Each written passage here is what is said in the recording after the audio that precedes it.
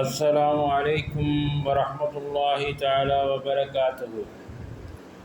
அன்பார்ந்த சகோதரர்கள் சகோதரிகளே, அல்லாஹ்வின் நல்லடியார்களே, இன்று நாம் ரசூலுல்லாஹி ஸல்லல்லாஹு அலைஹி வஸல்லம் அவர்களை பற்றி இந்த மீலாது விழாவில் அவர்களை பற்றி அவருடைய புகழை நாம் பேச இருக்கிறோம். நபிகள் நாயகம் யார்? நபிகள் நாயகம் என்பவர் யார்? நபிகள் நாயகம் என்பவர் மனிதரில் புனிதர், புனிதரில் மனிதர், மனிதரில் புனிதர், புனிதரில் மனிதர். அந்த மனிதரை பற்றி மைக்கேல் ஹெச் ஹார்ட் என்ன கூறுகிறார் என்பதை பற்றி இப்போ நாம் காண்போம். மைக்கேல் ஹெச் ஹார்ட் என்பவர் வரலாற்றை எல்லாம் கரைத்து குடித்தவர். அவர் தன் த 100 என்ற நூலில் தன்னுடைய கருத்தை தெரிவிக்கிறார். உலகை புரட்டி போட்ட 100 மனிதர்கள் அவர்கள் யார் என்று ஒரு பட்டியல் எழுதுகிறார். அதில் உலகில் பெரிய பெரிய அறிஞர்களை எல்லாம் பட்டியலிடுகிறார். பெரிய பெரிய அறிஞர்கள் யார்? சாதாரணமானவர்களா? இல்லை. உலகத்தை புரட்டி போட்ட மிகப்பெரிய ஜாம்பவான்கள், மிகப்பெரிய ஜாம்பவான்கள். மிகப்பெரிய ஜாம்பவான்கள் என்றால் அறிவியல், கலை, தொழில்நுட்பம், கவிதை, சுயசரிதை மற்றும் அனைத்து துறைகளுக்கும் வழிகாட்டியவர்கள் தான் அந்த 100 மனிதர்களில் அவர் பட்டியலிடுகிறார். அந்த 100 மனிதர்களில் முதன்மையாக யாரை வைக்கிறார்? முஹம்மது ஸல்லல்லாஹு அலைஹி வஸல்லத்தை தான் உச்சி மேல் அவர் வைத்து பாராட்டுகிறார்.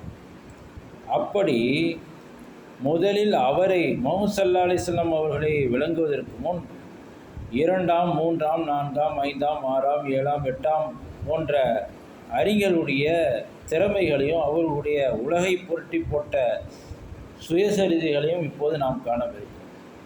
உதாரணமாக சர் ஐசக் நியூட்டன் எடுத்துக்கொள்வோம். சர் ஐசக் நியூட்டன் என்பவர் சாதாரண மனிதர் அல்ல. உலகத்தை புரட்டி போட்ட, இன்று அவர் புகழ்ந்து பேசப்படும் மிகப்பெரிய விஞ்ஞானி. அந்த சர் ஐசக் நியூட்டன் உதாரணமாக இந்த 20ஆம் நூற்றாண்டின் மிகப்பெரிய சிந்தனையாளராக கருதப்படுகிறார். அடுத்து ஐன்ஸ்டீன், அரிஸ்டாட்டில், பிளேட்டோ, சாக்ரட்டிஸ், இது போன்ற உலகை போட்ட பெரிய பெரிய அறிஞர்களெல்லாம் சொல்லிவிட்டார். மகாத்மா காந்தி அவர் குறிப்பிடவே இல்லை. ஆனால் மகாத்மா காந்தி எப்படி உழைத்தார், எப்படி நாட்டுக்கு விடுதலை பெற்றுத்தந்தார் என்பது நமக்கு நன்றாக தெரியும். அவரே குறிப்பிடவில்லை என்றால் இந்த 100 மனிதர்களுடைய எடையை நாம் கொஞ்சம் கணித்து பார்க்க வேண்டும். அந்த 100 மனிதர்கள் சர் ஐசக் நியூட்டன் என்பவர் இன்று விண்வெளித்துறையில் முன்னேறுவதற்கு வித்திட்டவர், விதையிட்டவர் என கூறலாம். அப்படி சர் ஐசக் நியூட்டன் என்பவர் உலகில் இதுவரை கணிக்க முடியாத மிகப்பெரிய ஈக்குவேஷன் எல்லாம் கொடுத்தவர். உதாரணமாக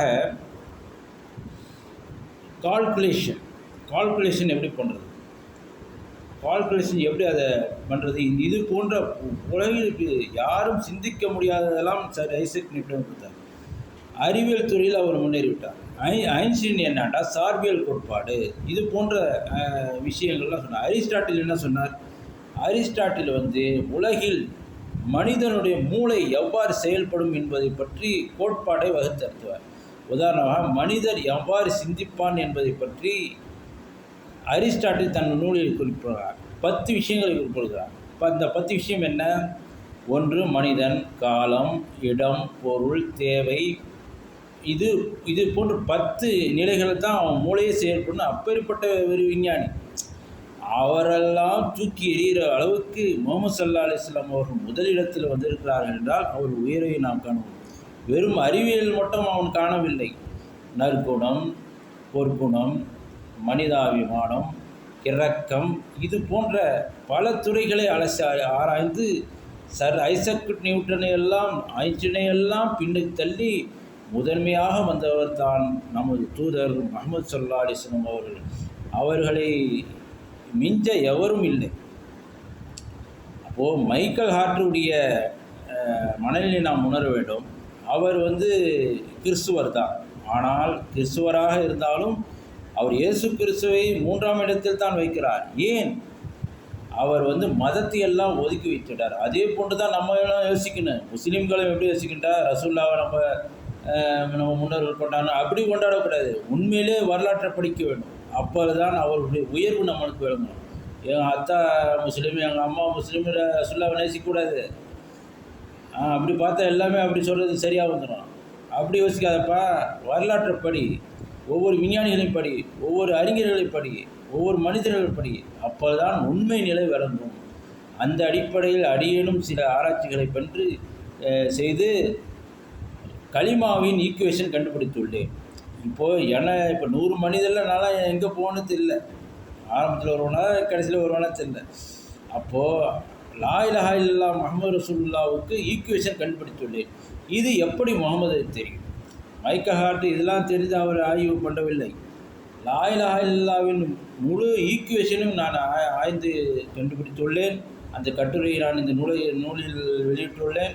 எல்லோரும் அதை படித்து என்னுடைய புக்குக்கு ஆதரவு தருமாறு கேட்டுக்கொள்கிறேன். வாஹிர் தவானா அல்ஹம்துலில்லாஹி ரப்பில் ஆலமீன்.